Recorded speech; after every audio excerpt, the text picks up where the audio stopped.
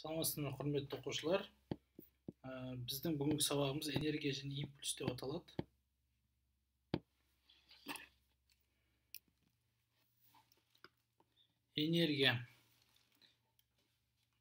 Энергияның сақталу заңы. Энергия әрдайым сақталады, яғни формасын өзгертеді, жойылмайды, жоқтан бар етілмейді, тек қана формасын өзгертіліп ол сақталады, немесе өзгертілмей сақтала береді. Импульстің сақталу заңы. Соңғы импульс бастапқы импульсқа тең. Импульс деген МВ, өлшем бірлігі импульстің неге тең? Килограмм метр бөлінген секунд. Сонымен қатар импульс әртүрлі бағытта болады. X, Y және Z бағыттары бір-біріне тәуелсіз қарастыра берсе болады. Серпімді және серпімсіз импульстар болады. Серпімді деген энергия мен импульс қатар сақталады. Серпімсізде энергияның бір бөлігі жылуға айналады. Механикалық энергияның бір бөлігі жылуға айналады. Жақсы, енді сұрақтарды бастайық. Бірінші сұрағымызда массасы М брусок В0 жылылығымен жылжиды. Және де массасы 2М брусок тыныштық күйінде тұрады. Сосын осыны соққаннан кейін, егер үйкеліс коэффициенті мюға тең болса, арақашықтықтары қандай болады дейді кейін. Біз кейінгі жылдамдықтарын былай қарастырайық. М-дікі былай қарай В1 болсын, 2М-дікі В2 болсын. Сонда абсолютті серпімді болғандықтан импульс сақталады. Және де энергия. Бұл жерде тек кинетикалық энергия болады. Тура соқтығыстың алдындағы және соқтығыстан кейінгі бұлар сақталады. М бөлінген екілерді қысқартайық. М-дерді қысқартайық. Бұл V2. 2V2 неге тең? V0 азайтылған V1. Онда 2V2 квадрат. V0 квадрат азайтылған V1 квадратқа тең. Демек бұл 2 көбейтілген. V0 азайтылған V1-дің квадратына квадратындағы бөлеміз 4-ке. 2-лер қысқарады. Сонда V0 квадрат азайтылған V1 квадратты біз V0 азайтылған V1, V0 қосылған V1 көбейтілген 2 деп аламыз, пропорция. V0 азайтылған V1, V0 азайтылған V1 болады. V0 азайтылған V1-лер қысқарады. 2 V0 қосылған 2 V1 неге тең? V0 азайтылған V1-ге тең. Сонда 3 V1 тең болады минус V0.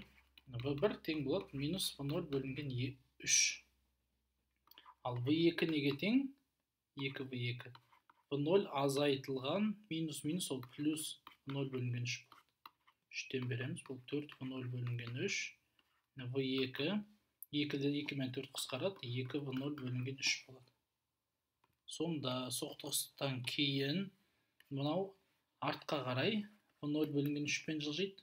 Алдыға қарай 2 V0 бөлінген 3-пен жылжиды. Екеуінің де үйкеліс коэффициенттері бірдей болғандықтан үдеулері μg, бұныкі да μg болады. Сонда арақашықтықтары L1 қосылған L2 деп алсақ болады. L1 ол V0 бөлінген 3-тің квадраты бөлеміз 2 μg-ға. L2 болса 2 V0 бөлінген 3-тің квадраты бөлінген 2 μg. Бұл неге тең? V0 квадрат бөлінген 18 μg. 4 V0 квадрат бөлінген 18 μg. Сонда жалпы арақашықтықтары 5 V0 квадрат бөлінген 18 μg-ға тең. Екінші есебіміз. Бізде мына бірінші дене М1, В1, яғни импульс неге тең? P1 0,6 метр секунд килограммға тең. Осы екінші денемен абсолютті серпімді соқтығысады дейді. Оның импульсы тоже 0,2-ні 3-ке көбейтеміз. 0,6 килограмм метр секунд. Бірдей екен импульстар. Сол үшін жалпы алғашқы импульс ол P1 азайтылған P2 тең болады 0-ге. Соңғы импульста солай болу керек. Мынау Былай қарай U деген жылдамдықпен жылжысын M1. Ал M2 болса, былай қарай V деген жылдамдықпен жылжысын. Сосын біз абсолютті серпімсіз болғандықтан біз энергия сақталу заңын жазайық. Соңғы жылдамдықтарын тауып алайық.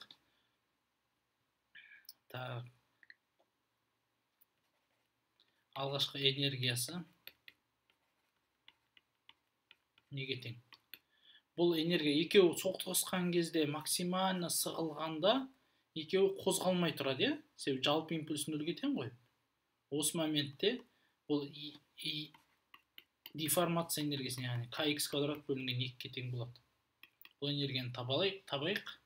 0,3 көбейтілген 2 квадрат бөлінген 2 қосылған 0,2 көбейтілген 3-тің квадраты бөлінген 2. 0,6 қосылған 0,9 болады. 1,5 джоуль болады екен алғашқы энергия. Соңғы энергия m1 u квадрат бөлінген 2 қосылған m2 v квадрат бөлінген 2 тең болады e-ге. Импульстар неге тең? m1 u тең болады m2 v. Бірінші пунктті шығардық. Енді екінші пунктті шығару үшін бізге жылдамдықтар табу керек. m1 u квадрат бөлінген 2 қосылған. U-дің орнына біз m2 v бөлінген m1-ді жазсақ болады, е?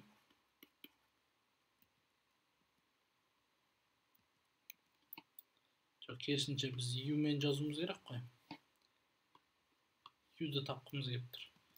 m1 u бөлінген m2 тең болады энергияға.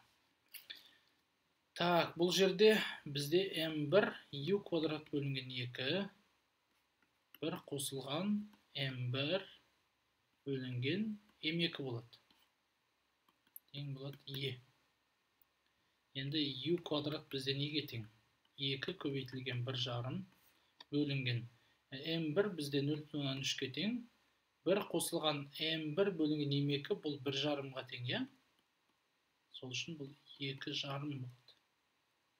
Сонда мұны екеуін қысқарсам 5 болады. Мұны екеуін қысқарсақ мұнда 5, мұнда 4. 5-тер қысқарады, сонда 4 болады екен. U плюс-минус 2 квадрат. Значит, v неге тең болады? m1 u бөлінген m2, е? Яғни 0,3 көбейтілген 2 бөлінген 0,2 тең 3 метр секунд. Демек, L неге тең? V қосылған U T-ға тең. 2 метрді бөлеміз. 2 қосылған 5 метр секундқа 0,4 секунд болады. Келесі есеп ол өте қиын. Всероссийскийдің 11-ші сыныбынан алған есеп екен. Енді осындай тегіс столдың бетінде гантель неден жасалған? Радиусы R дисктардан жасалған, және олардың арақашықтығы L неге тең? 2 түбірас 3 R-ға тең. Бір гантель тұрады, екінші гантель оған қарай V жылдамдығымен жылжи бастайды. Тура соқтығысқаннан кейін не болады? Осы соқтығысқаннан кейін бұл гантельдің жылдамдығы, яғни екеуінің массалары m бір-біріне тең ғой. Екі заттың массасы бірдей болатын болса, соқтығысқаннан кейін мына біріншісінің жылдамдығы 0 болып, екіншісінің жылдамдығы v-ға тең болады, е?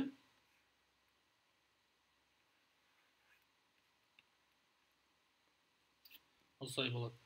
Яғни бұл екеуі центрден айнала бастайды деген сөз. Центрлері v бөлінген 2 жылдамдығымен жылжиды. Относительно центрге байланысты қарастырайық. Байланысты қарастырсақ, бұлар қалай жылжиды?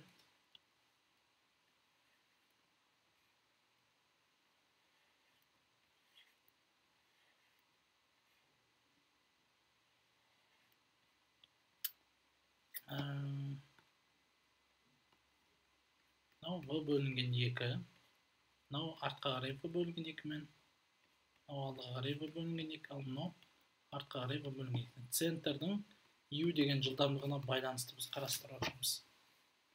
Сонда екеуі де бірдей омегамен айнала бастайды екен, центрлерінен. Бұл омегамыз неге тең? V бөлінген 2-ні L бөлінген 2-ге бөлеміз. Сонда V бөлінген L-ға тең.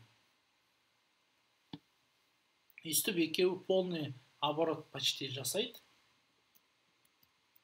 Толығымен айналып бара жатып, енді мынан 1, 2 дейік, мынау 3, 4-ші деген диск болсын. Сонда 2 деген диск жоғары көтеріледі.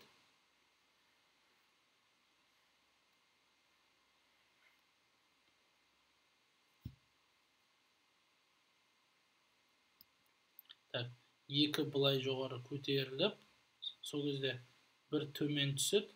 Мына жерде 4 жоғары көтеріледі. 2, мынау 1, жоқ. Біз қисық қалайық бұны.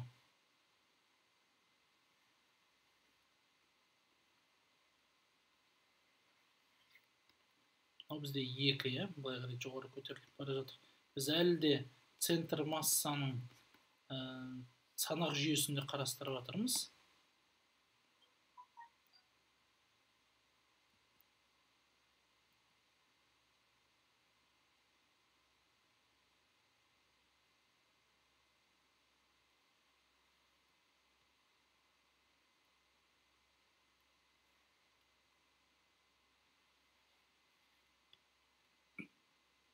Мынау бізде 4. Мынау былай қарай, ал мынау былай қарай жылжып бара жатыр, е. Мынау былай қарай жоғары, мынау төмен қарай. Мынау бізде 3. Өйстіп жылжып бір нүктеде екеуі соқтығысады бір-бірімен. Қандай нүктеде соқтығысады екен, оны біз былай табайық. Басында мына моментте қараңыздар. Екеуі мына жақтан 2 ар қашықтықта орналасқан, иә? Ал мына жақта центр массалар қандай қашықтықта орналасқан бір-бірінен? L, яғни 2 ар түбірас 3 қашықтықта орналасқан. Сонда екеуінің ара қашықтығы неге тең? Есептейміз. Мына жағы 2 ар, мынау 2 ар түбірас 3. Түкбұрыш, түшбұрыш. Сонда бұл қарап отырсақ 4 ар квадрат қосылған. Мынау 4 көбейтілген 12 ар квадрат түбірасты болады, иә? 2 центр бір-бірінен, түбірасты 16 ар квадрат, ол 4 ар. 4 ар қашықтықта орналасқан. Так, демек, мына жерде екеуі де тоже бір-бірінен 4 ар қашықтықта орналасады, иә? Мынау бізде неге тең? Арға тең. Мынау L бөлінген 2, яғни ар түбірас 3-ке тең. Онда мынау да бізде 2 арға тең. Көрдіңіздер ме? Значит, мына жер бізде 90, так, мынау емес, точнее.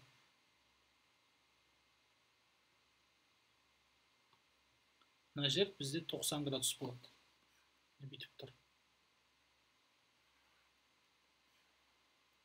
2 ар болса, мынау ар болса, мынау ар түбірас 3 болса,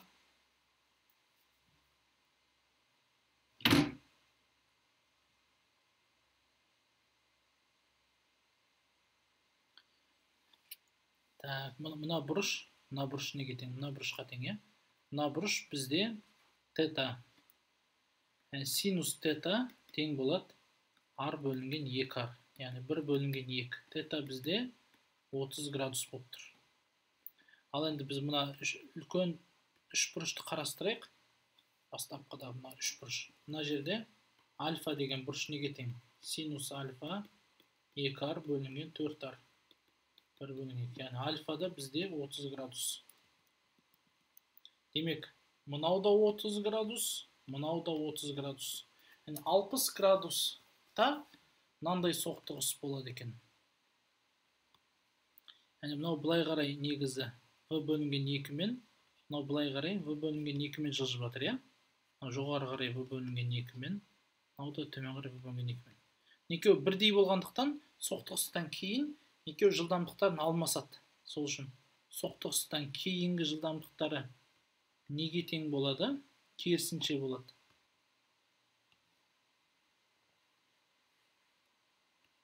Сонда төмен қарай уже v бөлінген 2-мен, мынау болса жоғары қарай v бөлінген 2-мен жылжи бастайды. Яғни біз мына бұрыштың толығымен 60 екендігін дәлелдедік. Демек, мынау бізде не болады? 30 болады, себебі 90 градус қой. Сонда олар вертикалыға 30 градуспен былай қарай жылжи бастайды екен. Ал енді толық жылдамдықтарын қарастыратын болсақ, бұлардың міне былай қарай v бөлінген 2 деген жылдамдықтары бар, және де былай қарай v бөлінген 2 деген жылдамдықтары бар. 30 болса, олар былай қарай жылжиды. Бұл не болады? Бұл тоже 2-ке бөлеміз. 30-30-дан болады. Сонда былай қарай проекциялары v бөлінген 2, 2 көбейтілген, v бөлінген 2 көбейтілген, түбірас 3 бөлінген 2 болады. Сонда бұл вертикальмен 60 градус, горизонтальмен, мына жылдамдығы вертикальмен 60, ал горизонтальмен 30 градус, v түбірас 3 бөлінген 2 болады. Ал бұлар астыңғы жылдамдықты қарастыратын болсақ, қазір астында мынау 30 градус, мынау бізде былай қарай жылдамдықтары бар тағыда, центрінің. Сонда мынау 120 болса, мынау 60-60-тан. Сонда екеуінің проекциялары былай қарай болады, екеуінде проекциясы. Сонда 2v бөлінген 2 көбейтілген, косинус 60, ол синус 30-ға тең v бөлінген 2 болады. Сонда астыңғы гантель, үстіңгі гантель горизонтальмен v түбірас 3 бөлінген 2 30 градуспен жылжыса, астыңғысы 60 градуспен v бөлінген 2 жылдамдығымен кетеді екен. Жалпы жылдамдығы осы. Относительно центра осы жылдамдық. Келесі есебіміз. Трубка в виде петли установлена на платформе, находящейся на гладкой горизонтальной поверхности. Массасы m, бұны былай қарай ішімен жібереді. Соны ол былай айналып барып, мына жерден шығып кетеді. Ал платформаның массасы 3m, бұл шариктің массасы m-ға тең. Сонда бірінші жағдай дейді, егер платформа столдың бетінде бекітілген болса, бұның жылдамдығы неге тең дейді. Біз бірінші жағдайды қарастырайық. Ол жерде платформаның жылдамдығы 0-ге тең болады. Онда mgh бастапқы энергия, соңғы энергия mgh қосылған mv квадрат бөлінген 2 деп табамыз. Сонда бізде v квадрат 2gh азайтылған h, яғни жылдамдық бізде түбірасты осылай болады. Екінші жағдай. Платформа не закреплена и после вылета шарик движется поступательно дейді. Екінші жағдайда уже платформаның оң жаққа қарай жылдамдығы болады, Неге? Себебі импульс сақталады ғой. Қараңыздар. Дельта px бөлінген дельта t, горизонтальный импульсы fx сыртқы болу керек, Бізде ешқандай сыртқы күш жоқ қой. Яғни мынау платформаға бүйтіп әсер еткен кезде, бұл платформа былай қарай итереді, бірақ платформа шарикті былай қарай керісінше итеріп жатыр. Сол үшін сыртқы күш көп саналмайды. Сыртқы күш 0-ге тең. Сол үшін импульс сақталу заңы бойынша mv тең болады 3mu. Және де энергияны жазатын болсақ, mgh бастапқы энергия, соңғы энергия mgh қосылған mv квадрат бөлінген 2 қосылған 3mu квадрат бөлінген 2 болады. Бізге v-ны табу керек. Сол үшін u бізде v бөлінген 3-ке тең. Соны орнына қойайық. m-дарды қысқартып жібереміз. gh азайтылған h 2 тең болады. v квадрат қосылған 3u квадраттың орнына v квадрат бөлінген 9-ды қойсақ болады. 3-тен болады. 3-тен береміз. Сонда 4v квадрат бөлінген 3 болады. Сонда v квадрат бізде 3 көбейтілген 2G H азайтылған H бөлінген 4. 2 мен 4 қысқарады. Сонда жылдамдық түбір асты 3GH минус H бөлінген 2-ге тең болады. Жақсы. Енді келесі есеп. 3M деген кішкентай дөңбешік бар. 3M массасы бар. M деген шайба.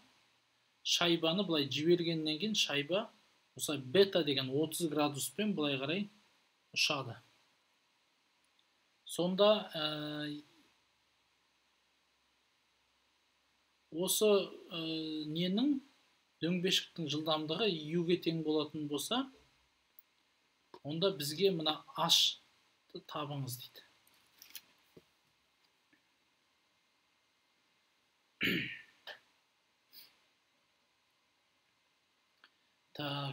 Біз дөңбешікке салыстырмалы түрде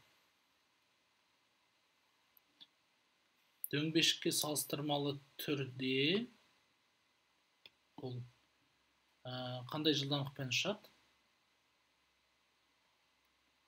Қалай қарай, V деген жылдамдықпен мына бұрыш, мына бұрыш, яғни бұл мына бұрышқа тең, иә? Мына бұрыш бізде 30 градусқа тең. 30-бен ұшады. Бірақ дөңбешік артқа қарай тағы да U-мен кетеді ғой. Сол үшін бұның жалпы жылдамдығы, бұл заттың жылдамдығы, яғни бұлай 2 неге бөледі проекцияға. Бұл V синус 30-ға тең, иә, себебі қарама-қарсы кетеді. Вертикальный жылдамдығы V косинус 30-ға тең. Сонда біз мына жерден импульс жазатын болсақ, импульс 10-ға қарай mv синус 30 азайтылған U тең болады, солға қарай 3mu болады, иә? M'дарды қысқартамыз. V синус 30 ол 1 бөлінген 2 болады, тең болады 4u. U тең V бөлінген 8, точнее V тең 8u деп алсақ болады. Енді бұл заттың толық жылдамдығын табайық. Vx неге тең? V бөлінген 2 азайтылған U.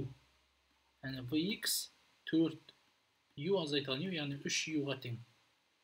Ал Vy неге тең? Ол V көбейтілген косинус 30. V бізде 8U, косинус 30 түбір асты 3 бөлінген 2. 2 мен сағат 4 түбір асты 3U болады. Енді біз энергияны жазайық.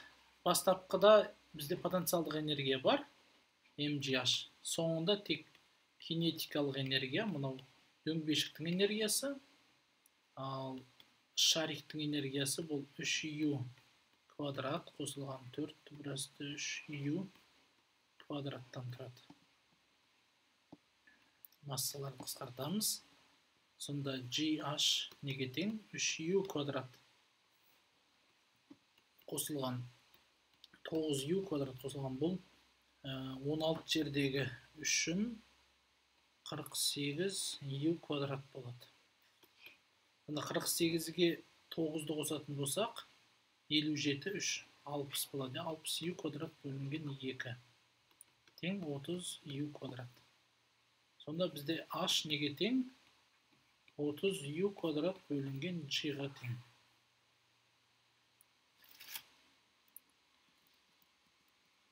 Келесі және бүгінгі соңғы есебіміз. Осындай дәу ауыр зат шетінде мынандай цилиндр бар дейді. Цилиндр қуыс бар, цилиндрлік, жарты цилиндрлік қуыс. Өте ауыр зат, U жылдамдығымен жылжып келе жатыр. Кішкентай M массасы бар шарик, размері де өте кішкентай шарик, V жылдамдығымен жүріп келе жатыр. Және де бұл шариктің осы B нүктесіндегі бұрысоққа байланысты жылдамдығы неге тең дейді.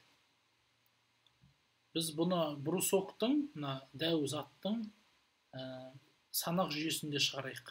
Бұл заттың санақ жүйесінде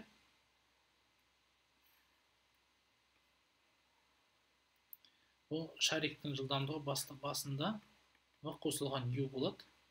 Ал мына жерде неге тең болады? Бұл жердегі потенциалдық энергиясын табайық. Мынау r косинус фиге тең, мынау r-ға тең, иә? Косинус фи бізде 2 бөлінген 3r. Сонда мына h жалпы биіктігі r қосылған 2r бөлінген 3. 3-тен бөлетін болсақ, сонда 5r бөлінген 3 болады. Сонда бұның b нүктесіндегі жылдамдығы неге тең? M бастапқы энергия, кинетикалық энергия болады. Яғни mv қосылған u квадрат бөлінген 2 тең болады. Соңында mu штрих квадрат бөлінген 2 қосылған потенциалдық энергия mg көбейтілген 5r бөлінген 3. Массалары қысқарады. Сонда u штрих квадрат тең болады v плюс u квадрат азайтылған 10rg бөлінген 3-ке тең. Мына жылдамдығы бізде түбір асты осыған тең болады екен. Енді сол нүктедегі жаңағы нені табыңыз дейді. Күшті табу үшін біз тоже неге брусоктың санақ жүйесінде шығарамыз. Яғни бұл жерде оның жылдамдығы u штрих. Демек бұл центрден итергіш күші mu штрих квадрат бөлінген r болады. Және де бұл жерде mg, мына бұрыш бізде фи болса, мынау да бізде фи болады. mg-дің проекциясын табамыз. Проекция. Мынау mg косинус фи. Сонда мынау fa.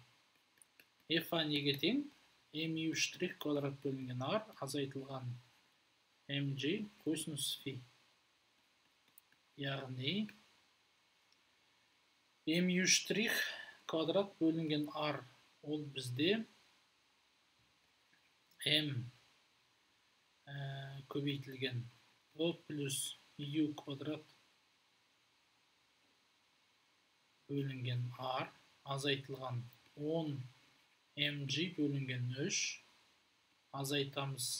На косинус ол 2 бөлінген 3 mg болады. Сонда бұл күш 12 бөлінген 3 ол 4 болады.